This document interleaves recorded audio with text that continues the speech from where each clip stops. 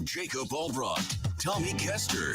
This is Sports Daily on Wichita's #1 sports radio, 97.5 and 1240 KFH.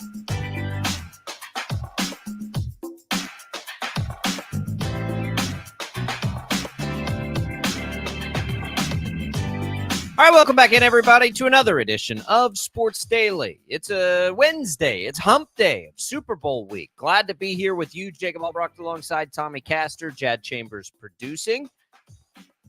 It is almost here. It's almost Super Bowl Sunday. We can't wait. Should be a blast. We'll continue to break it down, talk about the latest, a couple of injury updates to get to today on the show today, as well as any other news items as it relates to the Super Bowl. I want to get Tommy's take on Bobby Witt Jr. We just sort of cracked the lid on that yesterday, among other things, as we get you ready for a game night here for Wichita State taking on UTSA. We're looking at that as a gotta have it kind of game. We'll dig in a little bit and go through the state of the Shockers as we have made our way through. And much, much more. Tommy, good morning. How are you? I'm good. I'm looking forward to talking to Alex Gold here at about 9:30 from our sister station in Kansas City, 610 Sports.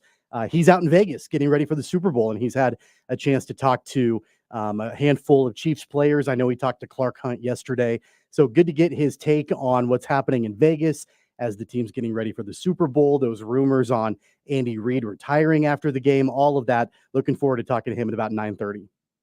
Yeah, that was the big nugget yesterday, I think, besides the injuries, was Andy Reid not outright denying that he was retiring. I feel like, Tommy, and correct me if my memory is leading me astray here, but last year when he was asked that question, it was a definitive no, and it wasn't this time. So we'll see. Look, we've talked about it before. It was a little bit curious in the coaching cycle that some of these big names did not get hired, and we wonder, and there had been speculation a while back that maybe that's because there's some thought that Andy Reid could be done. So we'll see. We'll get into that with Alex Gold. I do want to get his take on Bobby Witt Jr. and the stadium vote coming up there, and what do we just down here? What do we need to be paying attention to there?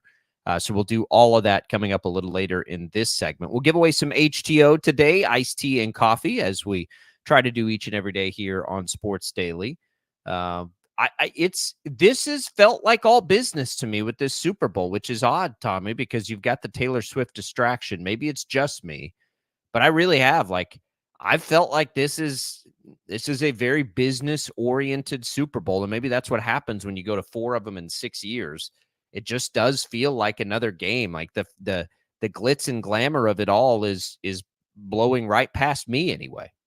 Yeah, I mean, it feels like there really hasn't been a lot of explosive nuggets or, stories coming out of Vegas. I mean, really, honestly, for the Chiefs, I think the top thing, and it's really not even a big deal, and I don't even really care, but other than Andy Reid, it's the, Kadarius Toney saying that he wasn't trying to criticize the Chiefs with his Instagram rant and that it was directed at Giants fans and all of that. That's about the only thing that's really not like football related as it comes to the Chiefs coming out of Vegas. So really, I like that. I like that it's been fairly quiet. I like that it's been, business-like. And that's the thing, I think, that when you've got a team that has played in a Super Bowl 4 out of 5 years, they know how to handle their business. They're not coming in and, they're not getting caught up in all of the glamour and the glitz around it. They're not getting caught up in, especially having the game in Vegas. They're not getting caught up in, everything that Vegas has to offer.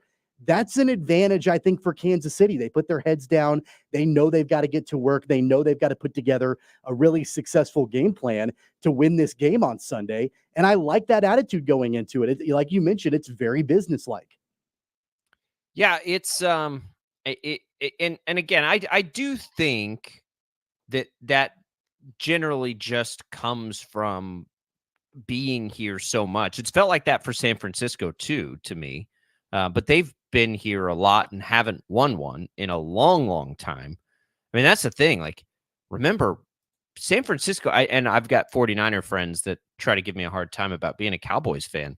The Cowboys have won a Super Bowl more recently than the 49ers. Yeah. Like, both of these franchises are in that kind of drought, and nobody talks about the 49ers drought, but it's because they've been to some Super Bowls, but they've lost them both, right? Since then. One was to the Chiefs. So I think we talked a lot last week about pressure between the Ravens and the Chiefs and all that stuff. And I think there is an immense amount of pressure on Kyle Shanahan. I contended in that, and I still believe this. Like there's pressure on everybody relatively equally internally, but externally, right? The pressure is on in San Francisco for them to break that. I think the fans feel that. I think that city feels that. I mean, you're talking about when you talk about the 49ers, they absolutely belong in the disappointing conversation, right, with the Cowboys. Those are two of probably the top four, historic. Now, the Patriots have entered that conversation, obviously, in recent years, and the Chiefs are doing their part to get there, too. But when you talk about, like, the history of the NFL, you're talking Cowboys, 49ers, right, Steelers, and Packers, probably, until recent years. Now with the Patriots and the Chiefs making their dynasties, but two of those teams there with San Francisco and Dallas haven't been able to get it done in a lot of people's lifetimes. And that's pretty wild. And that's what they face in this game. And Kyle Shanahan faces, as this coach that everybody respects and appreciates, he now faces the fact that he's had teams in position to get it done numerous times, and they haven't been able to do it. Most of the time, that's because they haven't had a capable quarterback. But I would contend that they blew it sort of in the first one. And I know the Chiefs went and got it, but there's an opposing side to that. And now this time they're the favorite in this game. So you want to talk about pressure. Woo. Yeah, you go back to that very first Super Bowl back in 2020 that the Chiefs beat the 49ers in, and the 49ers look pretty radically different now than they did 4 years ago. At quarterback especially, going from Jimmy Garoppolo to Brock Purdy, and then everything in between. They look different there. I feel like they have surrounded their quarterback this year better with talent than what they had with Jimmy Garoppolo 4 years ago. And that's a big reason why they're back in this spot. Of course, trading for Christian McCaffrey a year ago was a game changer for this franchise. And that was something that they needed to do to get over the hump. Now, remember, when they traded for McCaffrey, it wasn't Brock Purdy at quarterback at that time. So they found the right combination with quarterback, running back. Of course, we know about the wide receivers and tight ends that they've got. And then, of course, they've got a great defense. But you know what? They've done a really good job protecting Brock Purdy. They've done a really good job. And whether or not you want to label him as a game manager, I know that's a point of contention for a lot of people. It works. What they've done, what they put together offensively for San Francisco, it's worked. It's a system that he has thrived in. And outside of a couple of games where, he hasn't had some of the weapons with him and he hasn't been able to do the things that he's wanted to do, they've been really successful doing that. And that's going to be something that will be different, I think, for Kansas City's defense than what they encountered 4 years ago, the last time these two teams met in this game. What's interesting, I do think there are a lot of similarities, though, for San Francisco, too. Key players, Debo, Kittle, Trent Williams, Warner on the defensive side. Like some of their absolute key players. McCaffrey's different. I can't remember. Was Brandon Ayuk on that team as a rookie? I don't recall. I don't remember. I don't remember when he came in. Either way, he was either on that team as rookie or he was drafted that offseason. I can't remember. But he wouldn't have been a massive factor that year. But a lot of the key pieces are still the same. And Kyle Shanahan's there. In fact, I don't know that there are many people. He wasn't selected in the draft. So he was drafted following. Yeah. So you've got a situation. The defense this year is not as good as that defense was, but the offense should be better. And well, it is better. And so you can't, I don't want to make any excuses for San Francisco like this. San Francisco, if you're looking at it from their perspective, right, it's a game they should win. They're favored. They have prime McCaffrey, prime Debo, prime Ayuk. Kittle's still plenty left in the tank. Warner's still plenty left in the tank. And Trent Williams plays like he played 10 years ago. Like, there are no excuses now. And your quarterback is probably going to end up, I don't know, third in MVP voting, right? So like it's all there for San Francisco. They should win this game. From their perspective, they should win this game. They're the favorite, and all of this stuff goes in. Now, I don't think they're going to, But that does exist for this game. I'm with the masses. I think this is going to be a really good game.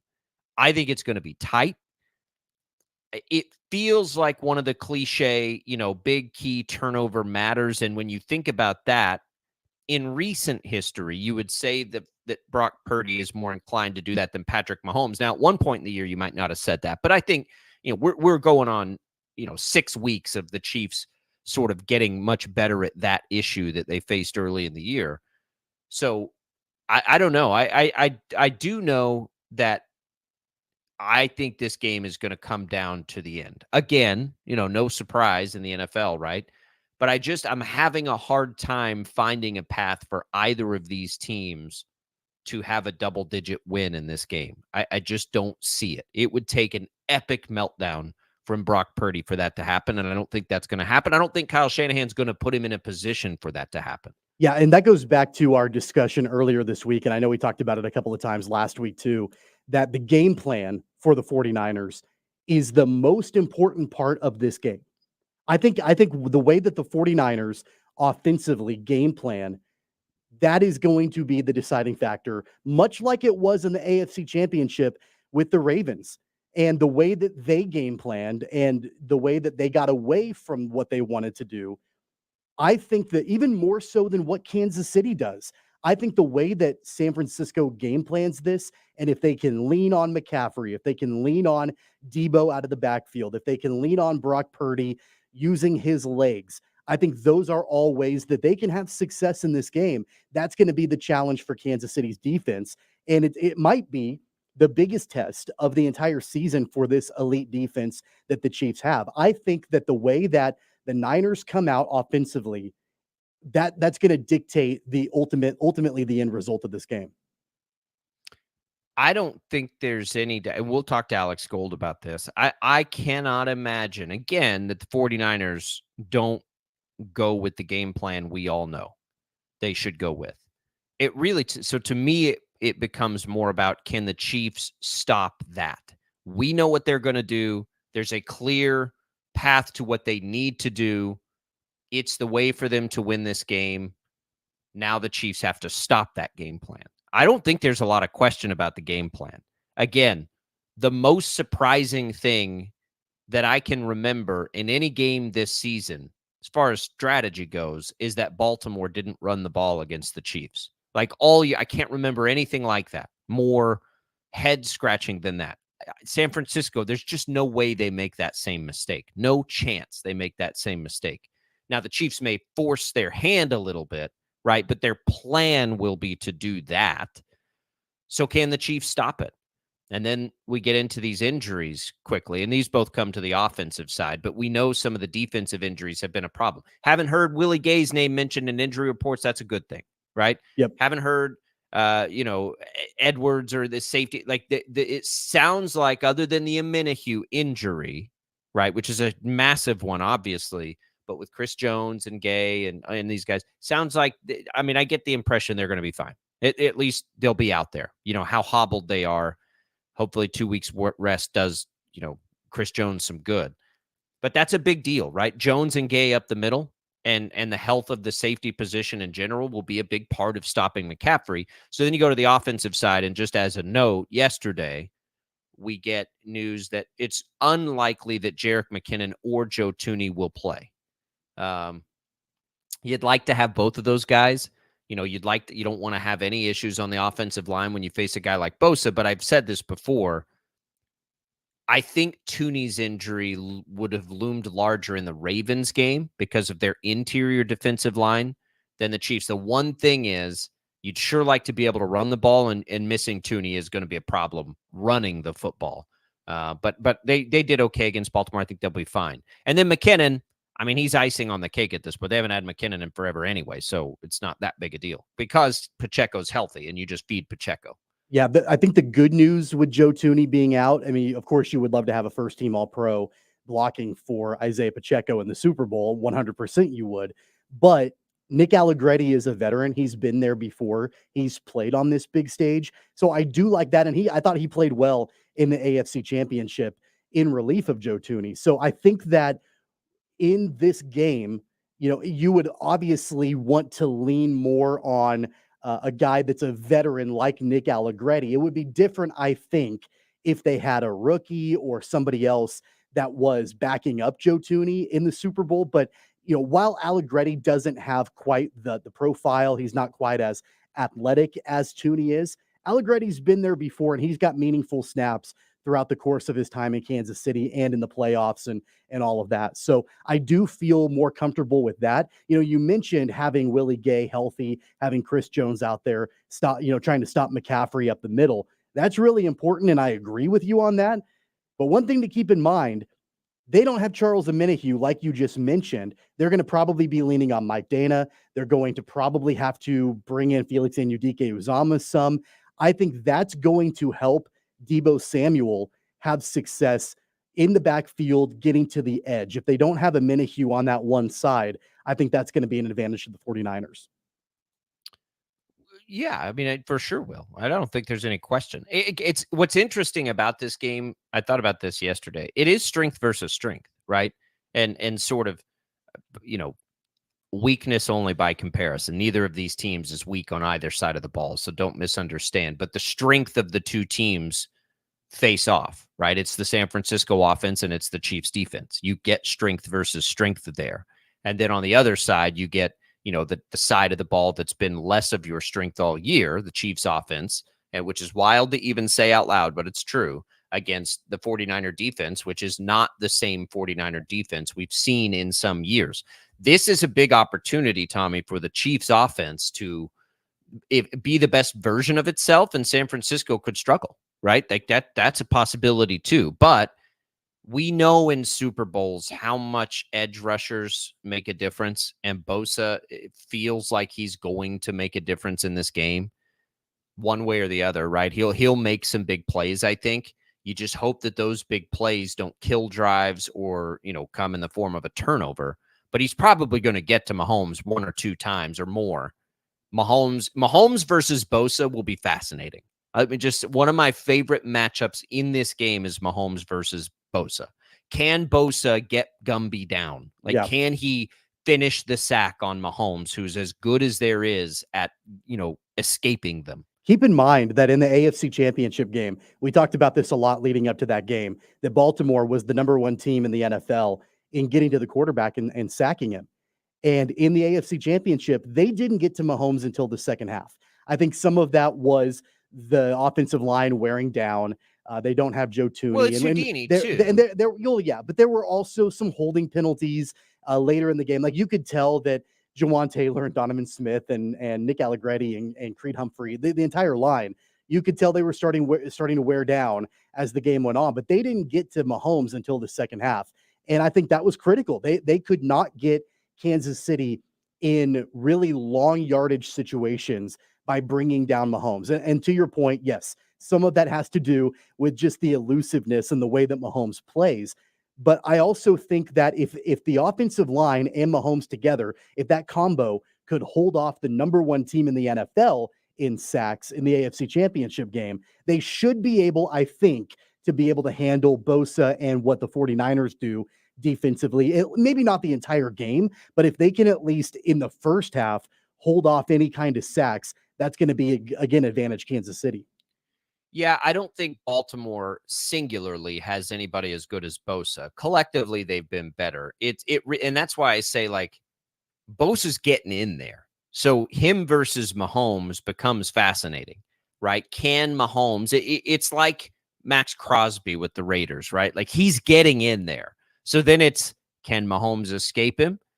Is Bosa capable of maybe a cheap shot or two? Absolutely, he will be. And so that will be interesting. Like what kind of odds would you give Kelsey, Bosa, getting chippy, right? Like I'd say pretty good. I mean, it's going to happen. It's going to happen. Right. And, it happened with Kyle Van Noy in the AFC Championship, and sure, the Ravens were the ones that advantage Chiefs. Yeah, it cost him. So, I mean, but you better believe that Kyle Shanahan, they know that. And they watch that film. They know that, and so in on the biggest stage, the discipline is going to be the most important thing.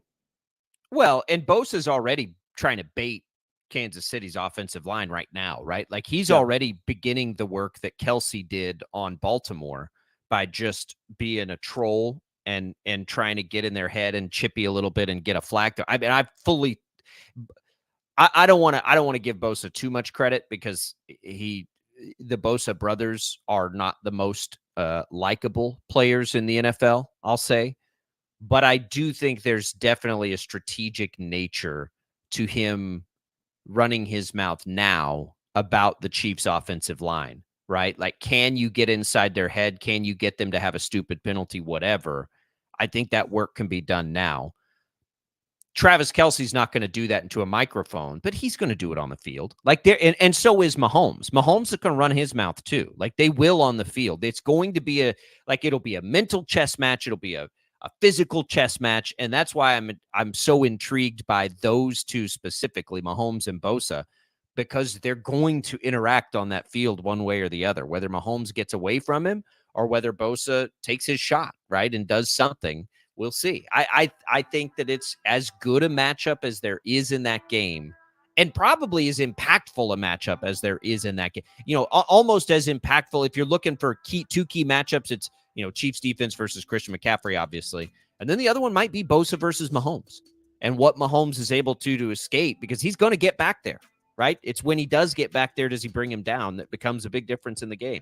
Let's go to Vegas. When we come back, we'll go to Alex Gold, sister station up in Kansas City. It's been a minute since we've talked to Alex. Looking forward to that. We'll get all things Chiefs, all things Vegas, and maybe a little bit of the Bobby Witt Jr. story as well. We'll do that next on Sports Daily.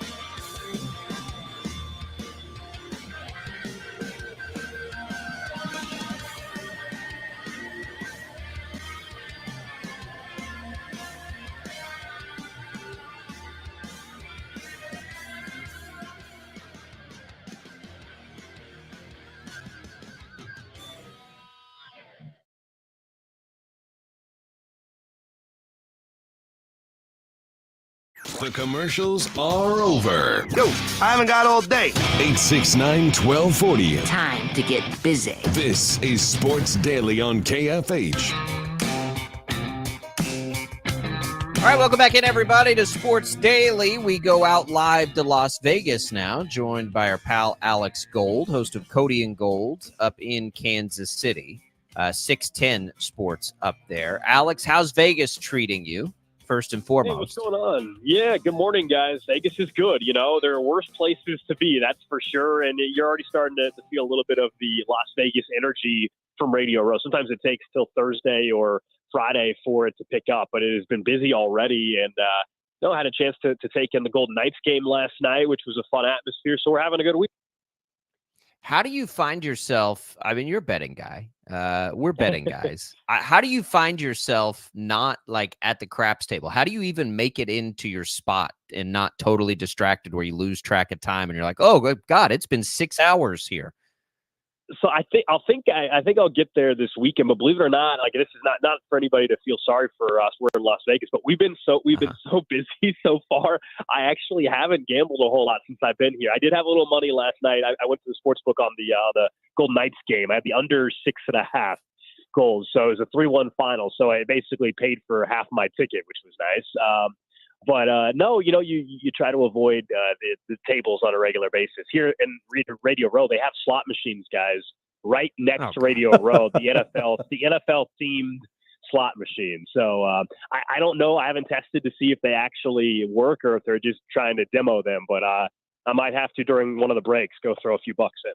Well, let's talk a little bit, Alex, about the big story from yesterday. Andy Reid didn't definitively rule out retiring after this game. You've had a chance to talk to quite a few people around the organization, including, I know you had Clark Hunt on the show yesterday. What's your vibe? What are you hearing about all of that?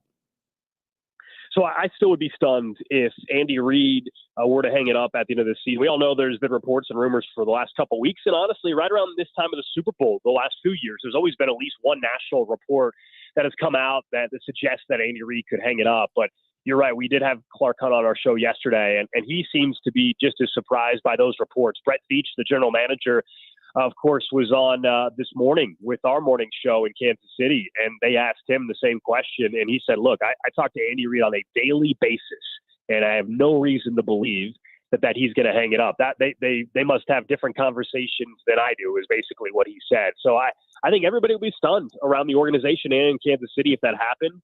The only way I ever see him hanging it up in the next year or so would just be like anybody, right? You have a health issue that you want to focus on or anything like that. Otherwise, he's younger than Bill Belichick. He's got the best quarterback in football. He's a football lifer. Why would you walk away from potentially racking up a couple more of these rings before you hang it up? I've always fallen back to, I just don't know that he enjoys this too much. I mean, the reality is if he's going to retire and if he's telling the Chiefs he's going to retire, they're not going to say he's going to retire. They're going to say They don't have any indication. They'll say the right things anyway. So I don't know.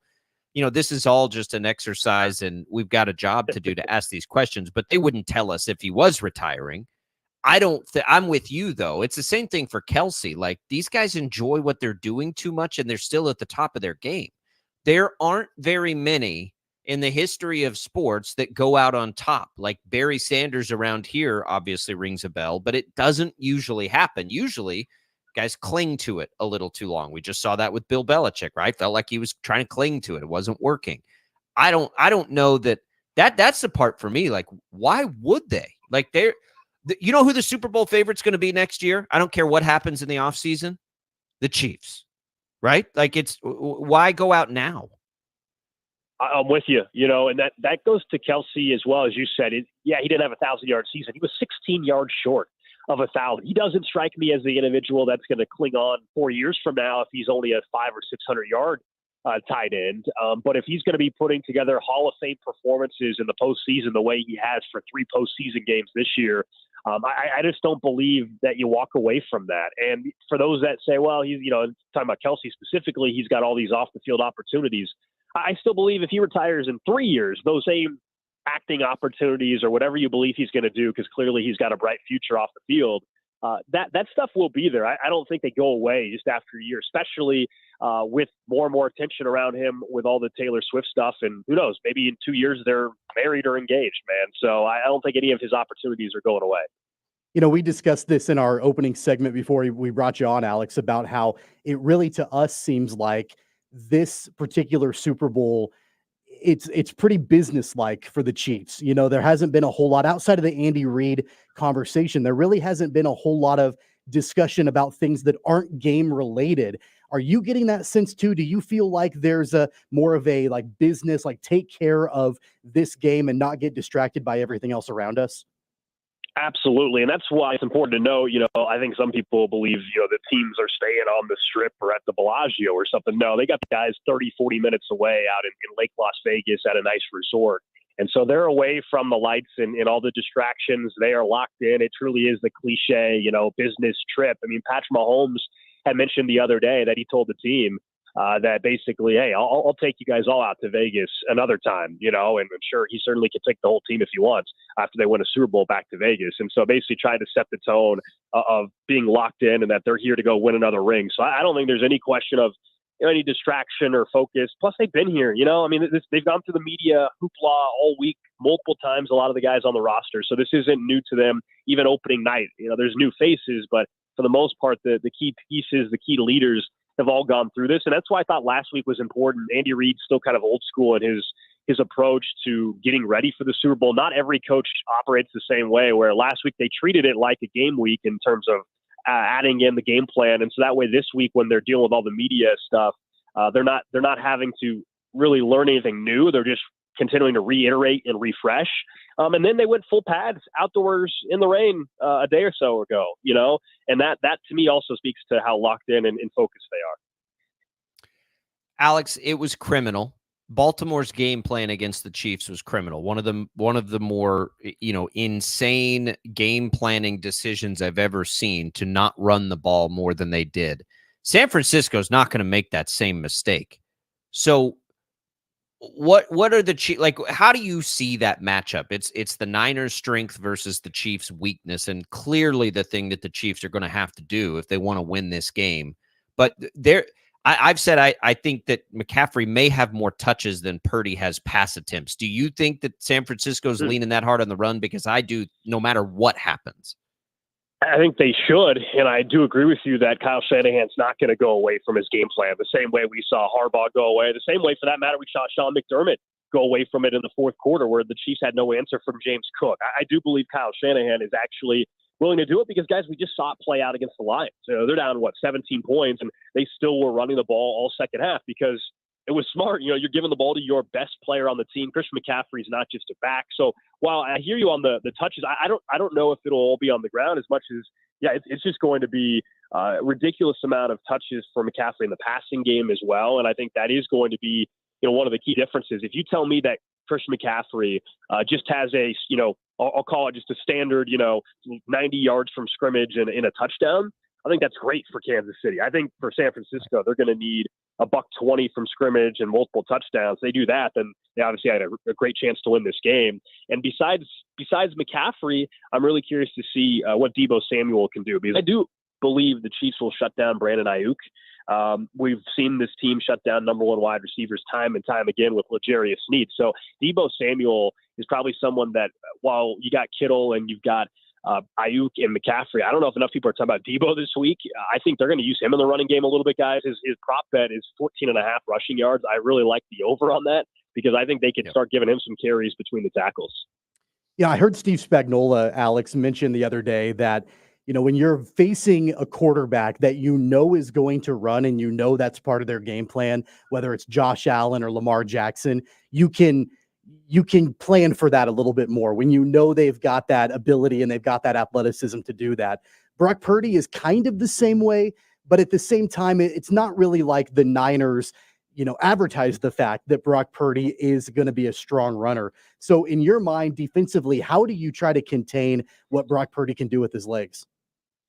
Yeah, he's been key in the second half for them, and it's the improvising, and that's what makes it so difficult. They're not going to have Willie Gay spying Brock Purdy the way they obviously were going to have him spying Josh Allen or Lamar Jackson. And so I do think it presents a challenge. I think it's going to just be on the back end of that defense in particular, and how well are they going to continue to hold up in coverage. And then let's talk about Felix Anudike-Uzomah, the first-round pick. He's going to have to play some snaps. Now, I'm guessing it's going to be some designed, packaged, 8 to 10 snaps or more. But how well does he do? If you're the Niners, if you see him on the field, I'm guessing they're going to run some bootlegs and really test Felix to see, is he able to be contained there on the edge? And I believe there's going to be some opportunities for Brock Purdy there. And if you see Felix in the game, and does Kyle Shanahan try to exploit that specifically with bootlegs? And so I think that's going to be one of the challenges that Kansas City could have. How many plays are they going to actually give their first-round draft pick, who has been active the last couple of weeks, but now, as we all know, with Charles Omenihu injury, unfortunately, they're going to need him to play some key snaps. Alex Gold joining us, host of Cody and Gold and that betting show on 610, our sister station up in Kansas City. Speaking of betting, just real quick, get this out of the way before we talk a little Bobby Witt Jr., Alex. Who just game itself, Chiefs +2, where are you at on the line? Yeah, I love the fact they're dogs again. The look-ahead line was 3. We talked about it last week, that if you were thinking the Chiefs were going to beat the Ravens and the Niners were going to beat the Lions, go ahead and bet Chiefs +3, because you're not going to find a 3 on the board once the matchup is set. And sure enough, it's been below 3 for much of the week. I am surprised it didn't get a little bit lower to 1.5. But anytime I can get Patrick Mahomes as an underdog, especially with the way this offensive line has been performing, I think that's one of the biggest keys for this run now in the postseason. Yes, the defense has been sensational, but they're protecting Patrick way better than they have at any point this season, even with the Joe Thuney injury, and I don't expect him to play. Nick Allegretti showed that, he can help in the running game. So I do like Kansas City, but if you're going to be betting the spread, you just bet the money line. Like, I don't think you want to bet Kansas City +2. Bet them to win outright, and potentially take a look at the alternate line. You can get plus money at Chiefs -2.5. I think if the Chiefs win, they're winning by more than 2 points. Any major player props that you like? Anything that stands out to you juicy in this game? Yeah, a couple. One is plus money bet on Isaiah Pacheco alternate rush attempts. I believe it's +140, 160, at least it was a few days ago, for 18.5 attempts. So that's not where the standard line is at. But as you asked me earlier about McCaffrey and feeding him, I think the same thing should be said for Isaiah Pacheco. I know you got Patrick Mahomes, but I think Pacheco should be touching the ball 24, 25 times in this game again. He is such a weapon for them. And so I think he'll get over 18 carries in this one. He had 24 twice in this postseason run. And the only reason why he maybe didn't have 24 in the Buffalo game was because they got doubled up in plays. So a Pacheco prop is definitely one I like. And then I like the no team to score 30 points. I do think this is a lower scoring game and trends towards the under of the total for the entire game. And so no team to score 30 is, I believe, -135 or so. Yeah, I like all of that. I'm in on Pacheco, but he's been their key. And have to be in this game too. All right, Bobby Witt Jr., Alex, did the Royals buy themselves enough votes there to get this stadium deal done? The biggest deal in team history. I mean, seriously, like it's what they've needed to do the whole time. If you're going to try to tell people you want to put a stadium downtown, you got to put a face to it. And they just did that part of it. Is that enough? Maybe they already had enough to begin with. So I think it would have passed anyway, but it's a done deal now. Now that they have that, you can go ahead and move on to your plans post-ballot April 2nd on Election Day. This thing's going to pass, a much higher percentage than it probably would have prior to the Bobby Witt Jr. deal. To credit John Sherman, he's basically had said when they believe this team, is in the right spot to start spending some money, they'll do it. It wasn't just the Bobby Witt Jr. signing, which understandably so is so massive for Kansas City and for the franchise and the whole region. But they spent a lot of money in the offseason as well. And so I think that was a clear message to voters, yes, but also just to the rest of that clubhouse. If you're someone in the clubhouse and you saw them give that kind of contract to Bobby Witt Jr., it tells you where their mind is at, that last year wasn't acceptable. And they're in AL Central, guys. I mean, AL Central is so weak. You're not asking them to jump up to 95 or 98 wins. You get to 83 wins and you're in the mix to win the AL Central, And so I think that's vital for them. But the stadium proposal, the fact that it's tied into the Chiefs as well, this thing's passing. Yeah, I mean, no question. And it needs to right now. I don't think that this has all been fascinating for us because we're not in the middle of the politics of it. But the area around Kauffman doesn't do you any good. I don't think it matters for Arrowhead, but I've been up there with you covering World Series, and there's nothing up there. There's nothing to do if you're coming in for a game outside of the game itself. Yeah, there's a Denny's, which used to be there. It's now burned down. There's a Taco Bell and a gas station. That's all that's around there. That area just has not grown. A lot of people said, why not just build the whole entertainment district around the Truman Sports Complex? But that's in Raytown. There's just not a lot of growth there. Downtown baseball, to me, is where baseball belongs downtown. We've all been to these other markets that have downtown baseball. It's unbelievable to be able to just walk to a restaurant or bar before or after the game. It is where baseball should be. As far as the Chiefs go, I personally would have preferred a new stadium rather than renovating a soon-to-be 60-plus-year-old stadium. And that to me is not the smartest situation, putting $1 billion into an old stadium. And I know we all love Arrowhead, but they're going to have to, in 25 years, probably build a new stadium. And I guess you can worry about that in 25 years. But I just wouldn't be putting all that kind of money into an older stadium. That's just my personal opinion on it. But I'm excited to see what ultimately the renovations do look like, which we know it won't have a roof. So if you're thinking they're getting the Final Four, that's not going to happen. Man, I remember one time leaving Kauffman, and maybe 30 seconds or a minute after I left, I thought, I have no idea where I am right now, and I probably shouldn't be where I am right now. So I definitely understand that.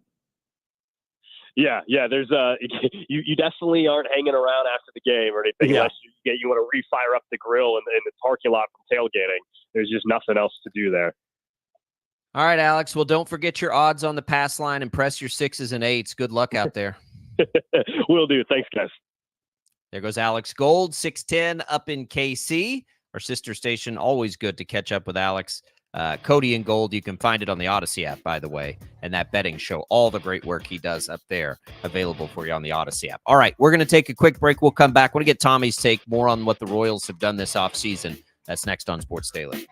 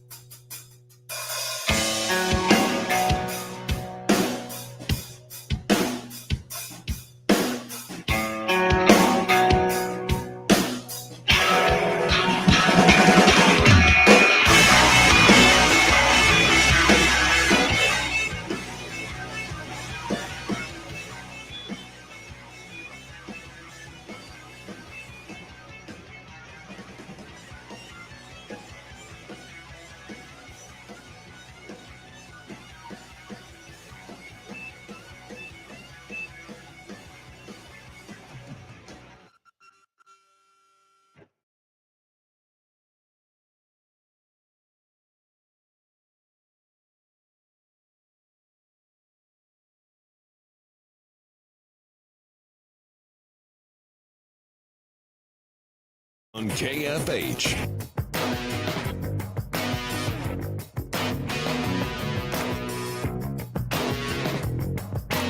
All right, welcome back, everybody. Sports Daily. Real quick segment here, and then we'll come in and get a good take on the Royals situation. But let's do this while we have a short one. Let's give away some HTO iced tea and coffee. Iced tea, more than 25 flavors to choose from. You can go inside, you can try them all for free, and you can get a free one on us. That free tea available at either Wichita location, east or west, or in Derby. We'll also give you a free Brewhouse coffee card, which is good for the Derby location and the East Wichita location. We'll do that to the KFH hotline, 869-1240. Jad will get us a winner there. Good luck, everybody. That contest starts now. We've got Shocker basketball tonight against UTSA over on KEYN. That pregame coverage begins at 5:30. Butler basketball is here on KFH. They're at Barton up in Great Bend. That pregame coverage begins at 7:15. We'll get more into the Shockers a little bit, Tommy, but it's UTSA, right? This is one of those, like, you cannot stumble here. Like, they've done too much of that. If we want to continue the positive momentum of wanting, hope and encouragement, this is one they need to just go stomp a little bit. They do. They've got to show. UTSA's not good. They've got to show that they can get it done against opponents that, let's just be honest, they don't have the same talent level that Wichita State does. Right. I believe if you're that. If you're going to belong in the conversation with Memphis and FAU, and I think they've shown they have, you can't also belong in the conversation of Temple and UTSA, right? But like, you can't do both. Your record, says who you are, right? I know. You are what your record says you are. They're 1-8 or 1-9. Like, pick one. I know. Ceiling or floor. Yeah, let's go. Pick ceiling. All right, good luck to our contest here. We'll get you a winner on the other side and talk about this Bobby Witt Jr. and Royals off season next.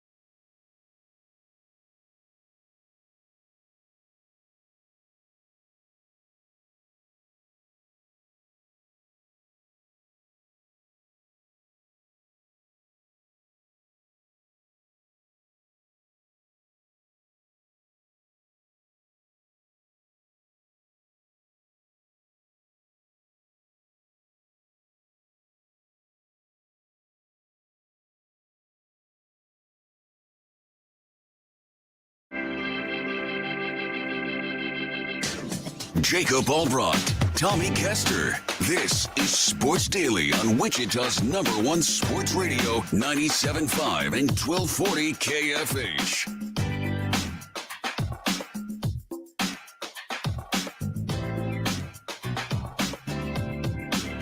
All right, welcome back in, everybody. Hour number 2 of Sports Daily. Jacob Albracht, Tommy Castor with you. Congratulations, David, for winning the HTO Iced Tea and Brewhouse Coffee. We are chugging right along through the hump day of Super Bowl week. Been talking a lot of Chiefs there in hour number 1. Our appreciation to Alex Gold for hopping on with us, our sister station up in Kansas City. You can hear his show each and every day on the Odyssey app. Easiest way for you to hear it around here.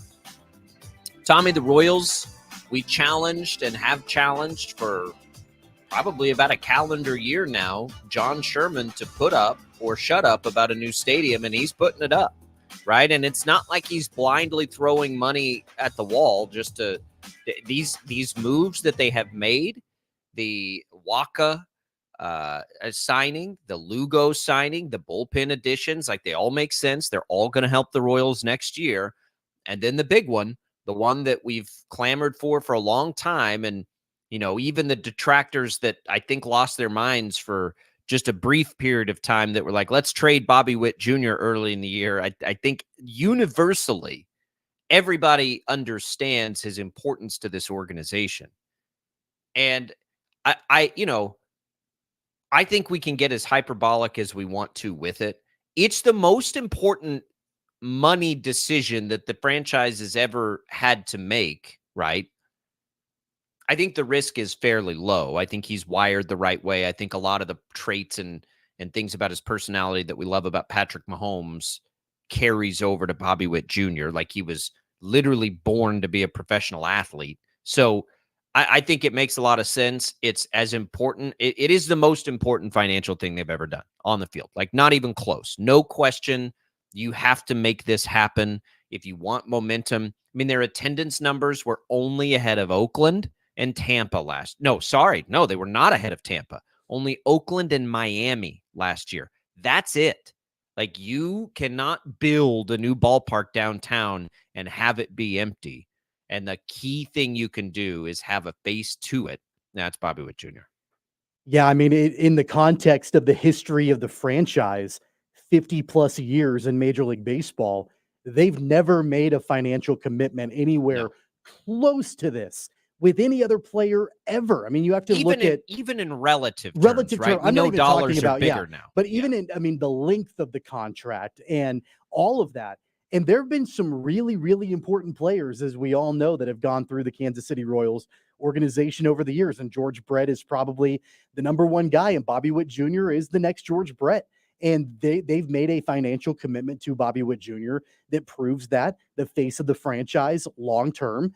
And I think that the timing of this was really good, and not just for the stadium, but also just in the development and the evolution of where Bobby Witt Jr. is in his career right now. If they had made this deal a year ago, or even in the middle of the season last year, you would have heard a lot of people say, why are you giving all this money to somebody who hasn't proven anything yet?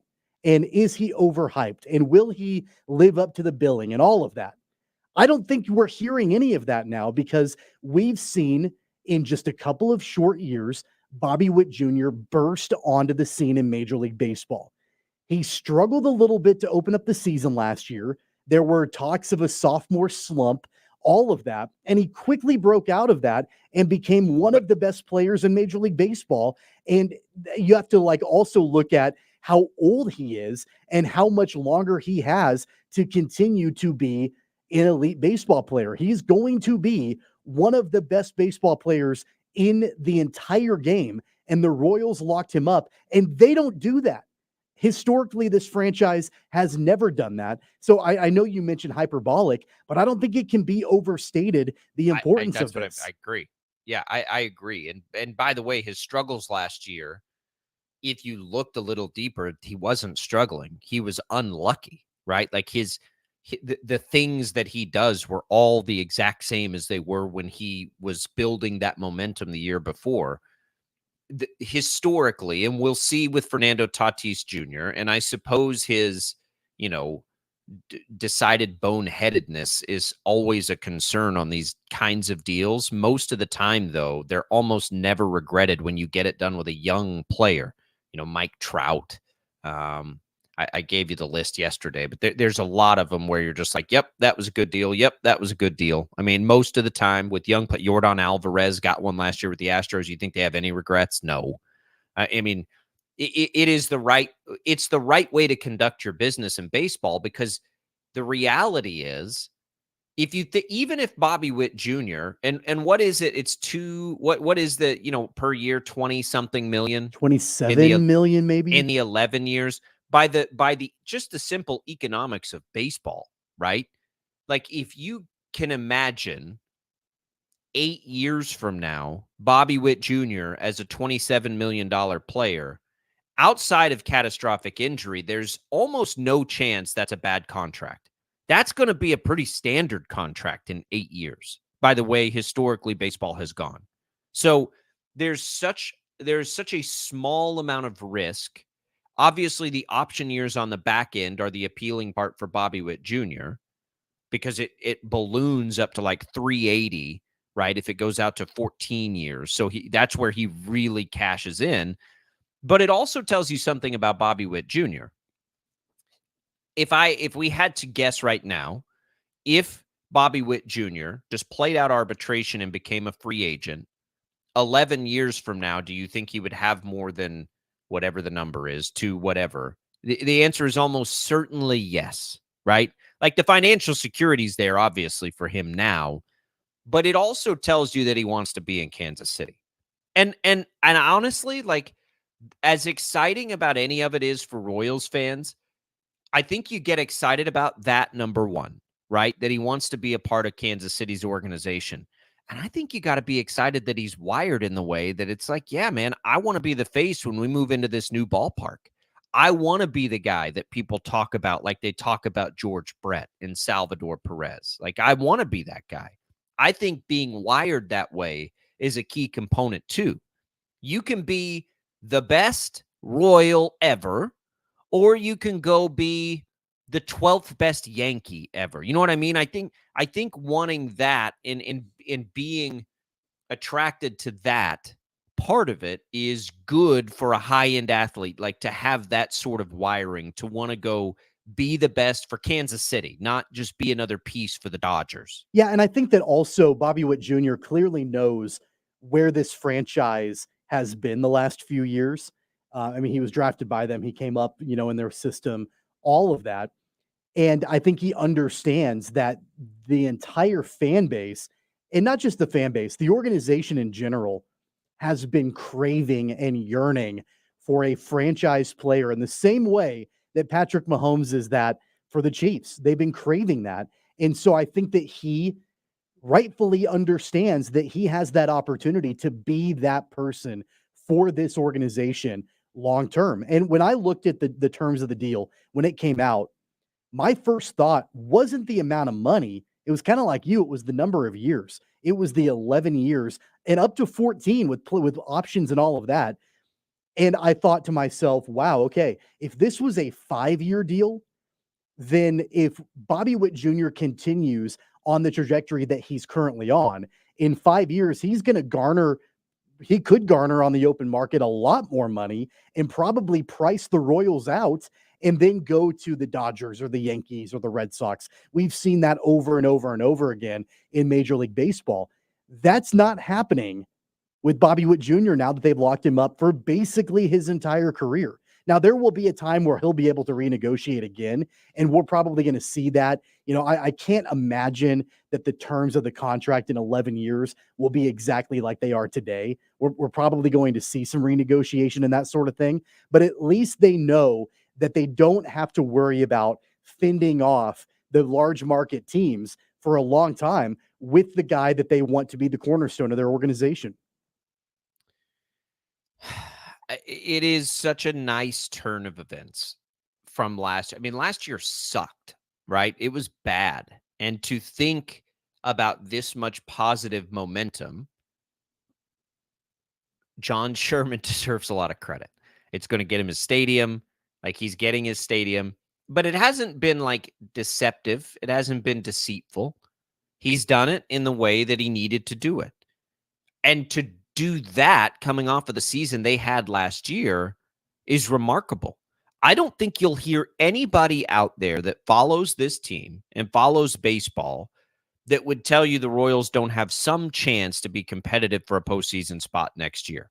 With the additions that they've made in free agency, which is basically 2 starters that are as good as anybody you've got. You put those guys with Reagans, and now you have a at least respectable rotation. And I think 3 bullpen pieces that probably are better than what you had. You add that to the roster, and they've got a couple of veteran bats that will probably be handy for them. The AL Central? I mean, yeah. Come on, And, right? and it's not just what the AL Pascantino Central coming back. Yeah, it's not just what the AL Central did last year, which, no team really did particularly well, but it's what each team has done this offseason. And I can't think of right? Well, yeah, I can't think of really, off the top of my head, any major moves that any team in the AL Central made. Maybe there's a couple. I think maybe the Twins brought in somebody. Twins have been a little active, yeah. But I can't either. I mean, the White Sox are kind of tearing it down a little bit. The Indians always feel like they're tearing it down a little bit and just trying to shed water. Oh, I'm sorry, the Guardians. That was an absolute accident. The Guardians. What's really hard about that for me is that Major League is my favorite sports movie of all time. Yeah, and it's just like it's really hard for I just don't think about that stuff. I still call it Twitter, if that helps you any. No, absolutely, obviously, no offense intended there. But I don't think the division is ever going to produce some juggernaut that is insurmountable. It just doesn't seem like that's it. The White Sox would be the team that would do it if any team's going to do it. We've seen Detroit get there spending wise in the past. The problem for the Royals against all of those teams, though, they all have pretty good farm systems, and the Royals might have the worst in baseball. So, the homegrown feel of it it ain't coming for a while for Kansas City. So you've got what you've got out of your farm system, and you have to supplement it by spending money, and they've done that. They've done a really good job of that. And so, it puts them in a good position where I'm not ready to pick winners of a division yet. I couldn't tell you enough about the other teams and who they're rolling out there. I just haven't paid that much attention to what they're doing. But I can tell you that I think the Royals will have a chance. I can tell you that I like 60% of their starting rotation, maybe even 80% with Brady Singer. I can tell you that their bullpen got stronger. And I can tell you with Pascantino coming back and a couple of veteran bats, probably their lineup got better too. I think they got better everywhere because they were basically fielding a minor league baseball roster out there in the big leagues last year. It was like Bobby Witt Jr. and friends, right? Like nobody, Salvi should still have some gas left in the tank, and I want him to play forever. But, get out there and DH, play a little first base, whatever you got to do. But I'm happy. Is what I said to Savage yesterday. I'm just so happy for Royals fans because there's a long history of these guys walking out the door. And outside of George Brett and Salvador Perez, they always have. And now this one won't. He has a chance to be as good as either of those other 2 guys, who I think Salvi will be in the Hall of Fame. So you're talking about a Hall of Fame type trajectory. I'm just happy for Royals fans that they get that. And the organization as a whole, we talked about the financial commitment they made to Bobby Witt Jr. They have not always knocked it out of the park when it comes to contracts that they've doled out. Right. They hung on to, some players that maybe they shouldn't have and paid money for them that they probably shouldn't have over the years. On top of that, they had some kind of big swings and misses in free agency in the past. Now, they signed Alex Gordon, paid him a good amount of money, not anywhere close to this Bobby Witt Jr. contract, but they did lock him up. They did the same thing with Salvador Perez. But if you're also looking at top contracts that the Royals have given out to players over the years, you've got guys like Ian Kennedy on that list and Gil Mesh on that list of, longer term deals with a good amount of money, like over $10 million a year type money. So they haven't always gotten it right with who they've given money to, but at least in this scenario, you just look at this guy and okay, they got it right because there was no other option other than locking him up for a long time, other than just knowing that he was going to walk away at some point, and they avoided that, thankfully. They also, to be fair, haven't had that kind of player since. I mean, Zach Greinke is the one that jumps to mind the most of, you're talking like top end, top. So you think about the World Series years, they did a good job. Dayton Moore did a good job of keeping Hosmer, Moustakas, and Locane together. I don't know that by the time they were winning the World Series, though, I don't think any of those guys were quite at the ceiling level of Bobby Witt Jr. They were all collectively really good, and Alex Gordon in that mix too. And so they did a good job of like maintaining that for about the appropriate amount of time, honestly. But none of those guys at any point, I mean, Hosmer was that kind of prospect, but none of those guys ended up, when we got to the big leagues, thinking like, okay, this guy has a chance to be like an MVP, right? And that's where we are with Bobby Witt Jr. I think Salvador Perez has had some of that, and they deserve credit for Salvador Perez. Now, he has a lot to do with it because he took a really bad, he never demanded more when he took a very team-friendly deal when he was very young, and he obviously just loves his time in Kansas City.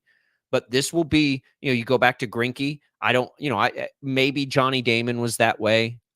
Maybe Carlos Beltran was that way, right? Maybe those guys are more in this mold, probably. I think they are. And it became a situation where you just knew that the Royals, back in the day, you knew they had a really good farm system, and you knew that they were going to be bringing up, big time talent that were not going to last in Kansas City because there was no way that they would be able to sign them to deals. And I mean, that happened with Damon, that happened with Beltran, it happened with other players too.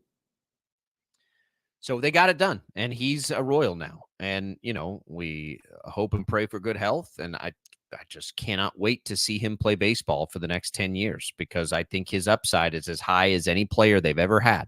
And that includes George Brett and Salvador Perez, who are, I think, going to both, Perez, I think, will be in the Hall of Fame. Again, you're talking about Hall of Famers here. I can't wait. I'm so happy for Royal fans. I'm happy for us. We're the flagship station of the Royals. I'm happy for Royals baseball to be good. I've never had more fun in my professional career than covering a couple of World Series, right there front and center. It was a blast to do that. I'm so happy that could potentially come back too. Royals fans, celebrate. 869-1240 on the KFH hotline. We'll come back. More Super Bowl talk. We'll dig just a little bit more into the Shockers tonight.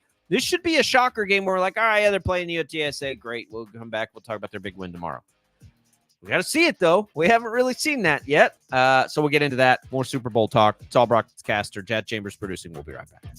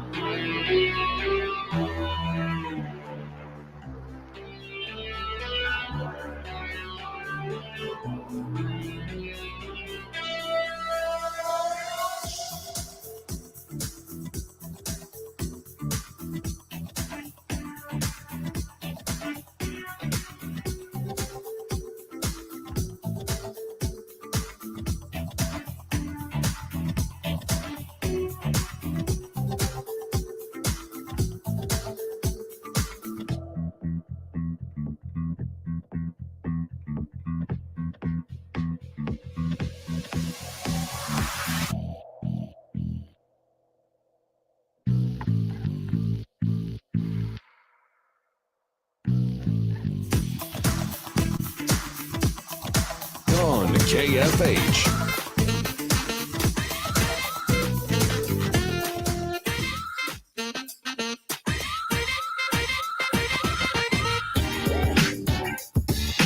Oh, man. Travis Kelce, something he said he's learned about being famous from Taylor Swift, that being famous worldwide is very different than being famous in Kansas City. How much do you think his life has changed? Like, I think about that. It's got to be the craziest. Like, becoming an overnight sensation, and obviously he's far from that, but the level of fame is sort of that, is just so different, right? Like, like people recognize you around Kansas City. Everybody's nice to you. To go from that to like everybody on the planet has an opinion about you and they've never talked to you. They've never seen you. Like it's a wild thing to imagine. And how, for somebody who's as engaged in social media and like pop, like as he is, like that would be hard to just turn it away. Like it'd be easy for me because I don't consume a lot of it. Right. Like, and maybe you just do that. Like maybe you become less of a consumer and that's how you do it. But like that is a wild thing to think about. It's taken 20 years for Taylor Swift to reach that level of stardom. It's taken Travis Kelce about, I don't know, 5 months. If anybody is equipped for that, it's Travis Kelce, because you got to remember he had his own reality show, a few years ago when he got into the league. I mean, he was on that nobody watched. Nobody watched it, but it wasn't a football thing. It was a dating show. He had his own dating show on the E! Network that my wife watched, and she didn't watch football at the time. She didn't know Travis Kelce from football. She knew him from the reality show that he was on, and that was about him. And so he's been in this world a little bit. So I think not to this level, not anywhere close to this level. There is no level like this. But like this is a different level. I understand that. But I mean, the being famous in Kansas City, like he's done things outside of Kansas City where his name has been out there, He hosted SNL. Absolutely. Right? And that was before he started dating Taylor. So, all those things, he's been doing it before. He's just cranked it up a few notches.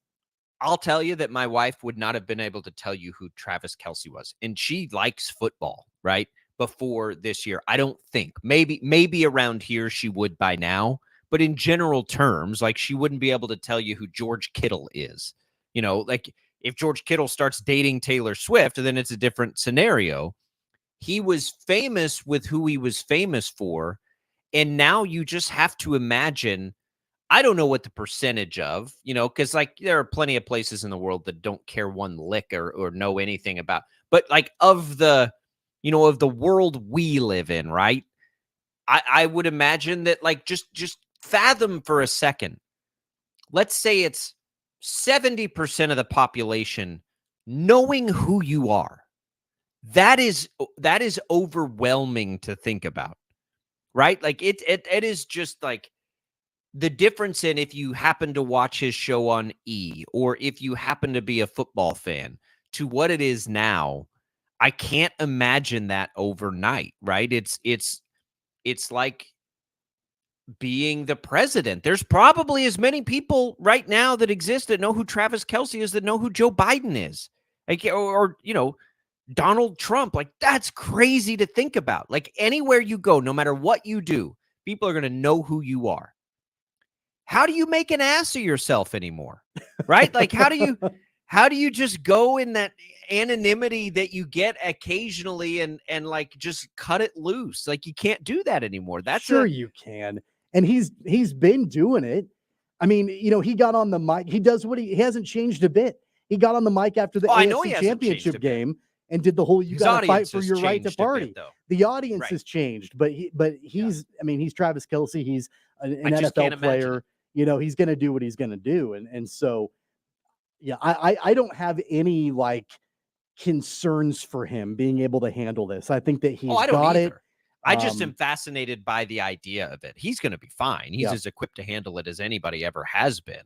I can't imagine it because I relate far more to his in that statement, which is so perfect. Like, it's different being famous in Kansas City and, being famous around the world.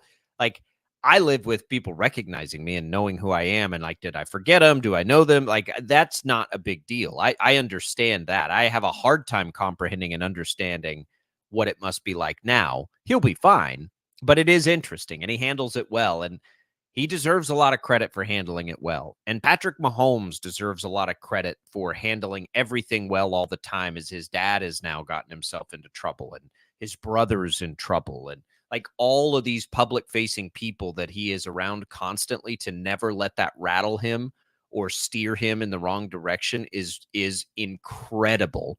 Kelsey's the same way. To some degree, Andy Reid is too. Andy Reid has found himself in some really bad situations. And like the fact that all those three guys are all wired so similarly is a big part of why this team has been so successful. They're able to compartmentalize football in a way that I don't think a lot of athletes can do that, or coaches. Like, it's what they do and what they spend their time thinking about. I was thinking about it the other day and trying to find some kind of comparison, because we talk about dynasty a lot with this team. We talk about the 4 Super Bowls in 5 years and all of that, and trying to find a comparison. And I think you can look at the Patriots kind of like there are some similarities, but honestly, if it were me, I look at more like the Bulls of the 90s. And you had major superstars in Michael Jordan and Scottie Pippen, and Dennis Rodman was an international superstar for a lot of different reasons that had nothing to do with what happened on the basketball court. And Phil Jackson was known, as the master and the coach and all of that. The Zen master. I would relate what we're looking at with Kansas City back to the Bulls of the 90s. Were distractions. The Chiefs don't let it be distractions. Like, they handle it better, I think. Were there a lot? I mean, other than Rodman's antics, he like disappeared for a few weeks. They still won championships. Like, they were very like business focused and like, we're going to go out and we're going to do what we do and we're going to win championships. Like, I would make that comparison because, like, the Patriots were a dynasty, but let's be honest, the Patriots were boring. Like, they just didn't like, But I mean, Tom Brady is as big a celebrity as the sport had at the time, and Belichick was a big personality. I honestly would relate it more to that. Like, with all the outside noise, like, they were able to just compartmentalize football in a way that's part of what they made them great. That's why I've always thought the Chiefs do have a chance at an extended run here, because they're good at the same thing. Now, Andy Reid's not going to coach as long as Bill Belichick did, so they've got to do that. Speaking of this, I just saw this on social media. this came out, and I don't think we knew this before. Andy Reid must have said it in the last few minutes. Eric Bieniemy came into the Chiefs locker room and talked to the team before the AFC Championship game. Mahomes said it gave him goosebumps. As Bieniemy is now out of a job in Washington, some have asked, like, do we think he's going to come back to Kansas City? I think my answer to that initially was I would doubt it, because they're finally clear of it, right, of that situation in general. Not that he hasn't been a good coach for Kansas City. Obviously, he has. But maybe they would. It certainly sounds like they loved having him. If they brought him in before the biggest game they had played and let him talk to the team. So that's interesting to hear that story here today. It's interesting that they, waited until today to talk about it, probably to give him a boost as he's kind of kicked while he's down right now, as Cliff Kingsbury just took his job. But I would not have suspected that. Maybe there is a future for EB back in Kansas City.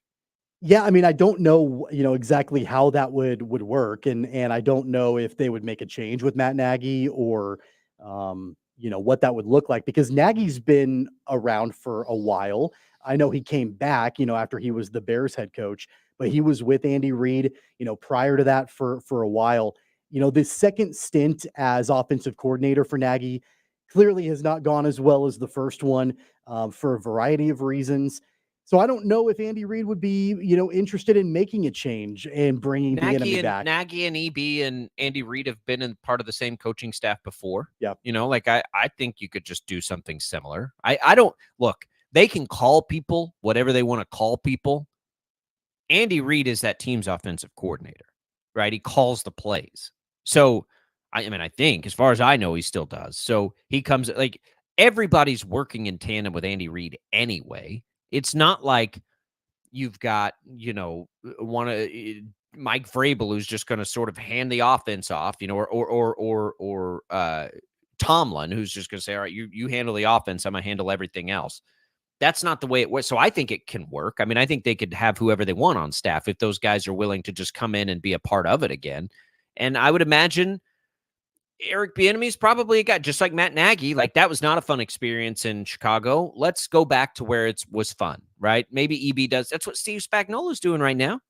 Steve Spagnuolo had his shot as a head coach. Didn't work. You don't think he's enjoying life right now? Like, at some point, what makes you happy, right? And for Spags, people ask, like, why is he not a head coach? I don't know if I'm him. I'd want to go do that again. Yeah. You've been around a long time. These players adore him. Like, you've got a chance to win Super Bowls, be a part of this thing. It's one of the more well-run organizations in football. Like, you think he'd want to be? You think Matt Nagy wants to be a head coach again after that experience? I don't know. Like, EB never got the chance, so of course he's going to still want it, but it'd be nice to go back where you're loved and appreciated for a minute if you're trying to make your rounds. Well, and, of course, there was all the talk, when EB was in Kansas City towards the end about perceived friction and, issues and things like that. Well, now you don't have EB, and look at the way the offense, performed this last year, so it's kind of like maybe, you can come together again and try to figure that out. I think that this is not uncommon. Look at Belichick.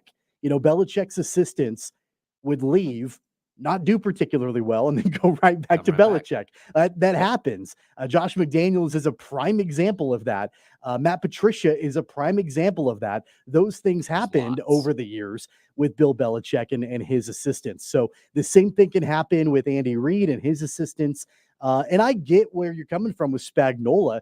I think, though, that the difference with Spagnuolo is that there ought to be teams out there that are looking at what he's done in Kansas City and think, okay, he can get another chance here to do a really good job as a head coach. Maybe he doesn't want it, but there ought to be other profile. Maybe there ought to be other teams out there that are giving him a more serious look to be a head coach. There should be. What they need to give him a look for is how much his players love him, right? That's sort of the trend, but he doesn't fit the profile of what head coaches are anymore that are getting new jobs. He just doesn't. Like, the retread era of older guys has crashed and burned a few times lately. It's going to take a minute before that trend makes itself back around in the NFL. Like, that was a pretty good trend for a while, and then that didn't work at all the last couple of coaching cycles. And so now they'll go back to the young assistants and go that route again. It's what always happens in the NFL. Like, there are these trends that sort of break through. But if I'm Spags again, like how old is Spags? He's in his 50s, right? He's got to like be early 60s, I would think, or around 60 probably. Yeah, he's 64. Yeah. He's as old as Andy Reid is. Yep. Like he's not what do you do? I mean, Like, remember when he was a head coach, he was the coach of the Rams in St. Louis, if that tells you how long ago that was. Yeah, right. But why would you 64 years old? Like, this is fun. Like, I'm just going to stay here. Let's see what we can do for 3 or 4 years, and then I'm going to be good for a minute. Spags would be a good analyst. Like, Spags has he's an interesting dude if you listen to him talk. Highly, highly entertaining when he's out there talking. But that EB story, it'll get some run today. That's an interesting one that he was there. How cool would it be, by the way, if he is able to be with the team? I mean, he doesn't have a job now. He's officially out in Washington. So I don't know what would preclude him or the Chiefs not to necessarily bring him on a coach. I'm not suggesting that, but at least have him and his energy be around the team leading up to the game on Sunday. And he might already be there. I have no idea. But I mean, that would, if he was able to give a speech to the team before the AFC Championship and it gave him goosebumps, they ought to try to find a way to get him involved with the team this week leading up to the game. I don't think they would have just talked about it. And maybe somebody got some inside information and then asked them. I don't know how much good that would do. I have no idea. What do you think of the Cliff Kingsbury addition in Washington, by the way?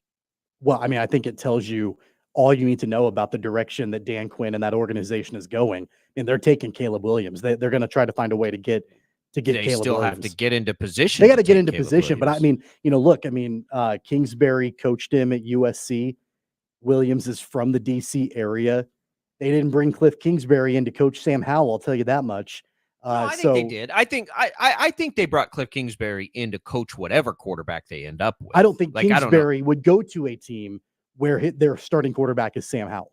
I don't think Kingsbury was a done deal in Vegas until they wouldn't get him a third deal. I mean, he was ready to go coach Jimmy Garoppolo. I don't even know who their quarterback is. Not going to be the guy next year, I don't think. And I don't know who the guy is going to be. That's what I'm saying.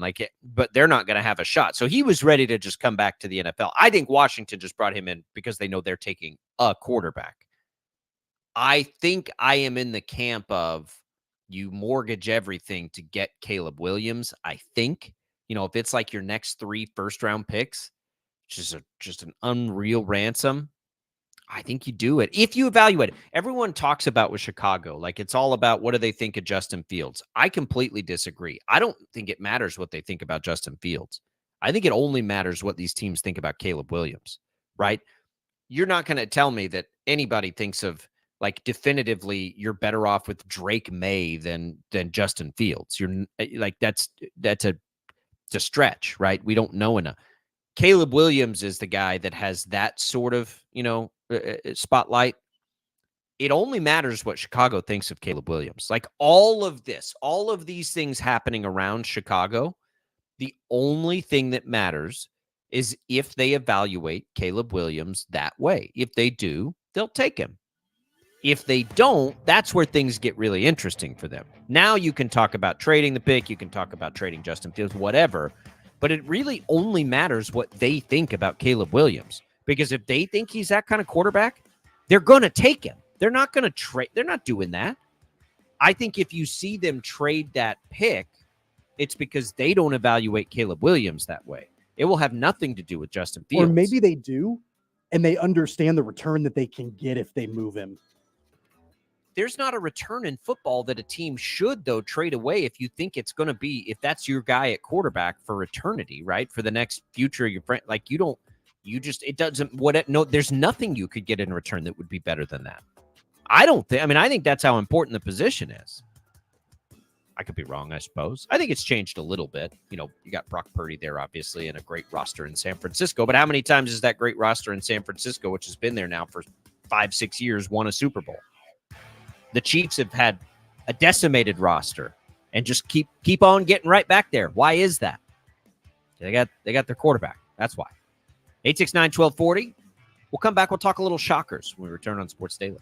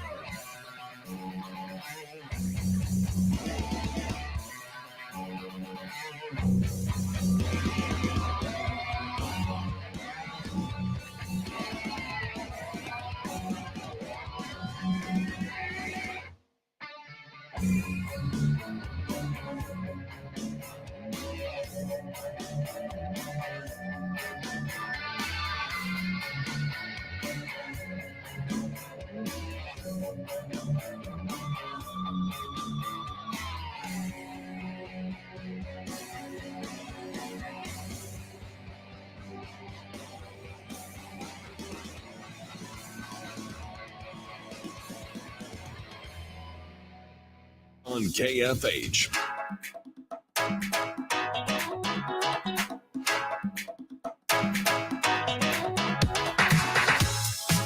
Welcome back in, everybody, to Sports Daily. It is a game night for the Shockers, who need to get a big-time win over a team they're supposed to beat. They are behind UTSA in the standings.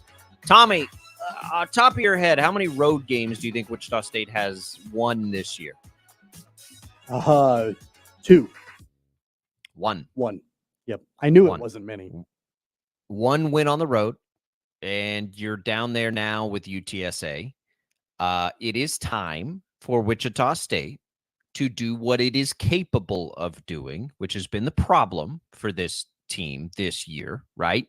We know they're capable of it because they continuously are in games right now. They're not winning them against good teams, which is unfortunate, certainly. You're a 9-point favorite on the road tonight. That's how bad UTSA is, okay? You're a 9-point Wichita State, who has one road win this year, is a 9-point favorite over UTSA. Well, it is one of the worst teams in college basketball. Yeah. Their net ranking is 280. And I'm going to check just real quick how many teams get ranked in the net rankings. They're at 280. And in college basketball, there are 360. Okay, so they're about as far down a major conference team as you will find. You're favored by 9 points. You go and win this game and win it handily, and let's be done with this floor for the Shockers. You want to know why? There's a couple of reasons why I think Wichita State is favored by that margin on the road. Number one is because of the effort against Memphis over the weekend. Recency bias, that kind of tells you a little bit about that. But number two, you mentioned UTSA, one of the worst teams in college basketball, but even dialing in a little bit more, they are one of the worst defenses in college basketball. They give up almost 84 points a game on average this season.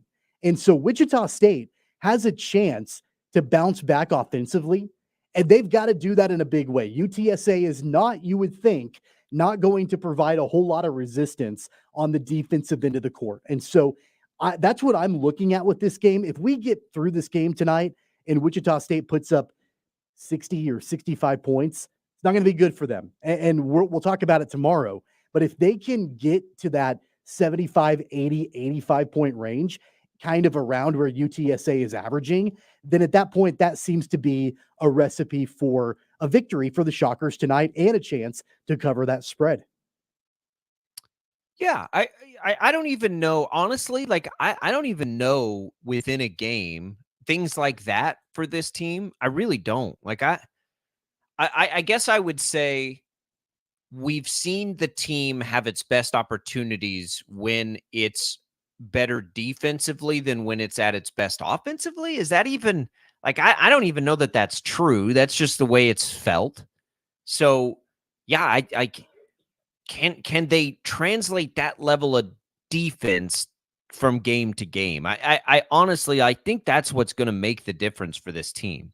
We saw the turnover issue be much better against Memphis. I think it's how they play defense, Tom. Like I think that's it for them, is how they play defense. I think that I get what you're saying overall in the bigger scheme of things. But in this particular game, if you are up against one of the worst defenses in college basketball and you can't take advantage of it on the offensive end of the court. That's what in this one particular game in a vacuum against UTSA tonight, you've got to score at a high clip because you're getting an opportunity against a really bad defense. Yeah, and look, I'm just looking at it. They've lost a lot of games where they've played good defense, right? They have. So what's just so crazy about it is in their last 13 games or whatever it is, they just aren't winning any of them. Like it's not even like it's bad luck, right? Like you've got a Southern Illinois win and you've got an SMU win. Those are the only wins they've had since Richmond in late November. Isn't that crazy? Yeah. Like it's been that, like it just is wild to even think about. And now you get into this stretch, and we've talked about this. You've got a game against UTSA and East Carolina and Tulsa and Temple and UAB and Rice and Tulane. And if you're just looking, right, at net rankings or the metrics, Wichita State should have an opportunity to win every one of those games. All of them. Charlotte is the best of that group. Charlotte is the best of that group. And that's it, right? And so you just hung with Memphis, who the metrics are liking less and less, by the way. You're going to have to play FAU at their place. That's not one, obviously, we look at as like, oh, they need to win that game. Actually, that's in Wichita. Sorry, they already played at their place. But I think they can hang. But all of these other games, like as bad as it's been and not been able to get those wins, they have a chance here just based on their upside that we have seen of their remaining 4, 5, 6, 7, 8, 9 games. Like they ability wise have the ability to go like 7-2 over that stretch. I mean, they really do. But just like when we look at everything that's out there and know what the ceiling of this team can be, that's what's so wild. And I think exciting. I think that's exciting. I mean, it is for me. It's I don't know. we always look for like what good can come of everything. In a finish like that in a good conference tournament, I think you can somewhat salvage what's been just a wildly disappointing season. Well, look, Paul Mills said, earlier this week that he feels like this team is ready to win the close games. I don't exactly know what that means, but you got to put your money where your mouth is at this point. Yeah, you've had lots of chances at that. I hope that's right. And they haven't been ready clearly to do it before. That's interesting. But I get it. Like, they've played so many of them. Now it's time. Go kick the crap out of UTSA on the road, please. Like, come on. That's a bad team. 869-1240. We'll come back. We'll wrap it up after this.